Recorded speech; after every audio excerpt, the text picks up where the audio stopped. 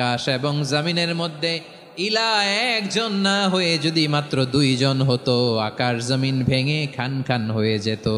ঠিক কিনা বলেন? দুইজন ইলা হইলে খান খান হয়ে যেত। আমাদের রব একজন হইলে ভালো না বেশি হইলে ভালো? কথা বুঝতেছেন? আরে একজনেরই তো মন জোগায় চলতে পারি না, ঠিক কিনা? হ্যাঁ, একজন, তিনি যে আদেশগুলো দিয়েছেন আমাদের দুর্বলতার কারণে আমরা তো পারি না। যদি 10 জন হইতো, ওই 10 জনের হ্যাপি করতে পারতাম, তাদেরকে স্যাটিসফাই করা যেত এত সহজে। 10 জনের 10 নিয়ম থাকতো। একজন বলতো আমার সেজদা দিবি সকালে, আরেকজন বলবে আমার জন্য নামাজ পড়বি 3 বার, আরেকজন বলবে আমার জন্য যাকাত দিবি এতবার, আরেকজন বলতো আমার জন্য কুরবানি দিবা এতবার। তাহলে আমাদের জন্য কঠিন হয়ে যেত, ঠিক কিনা?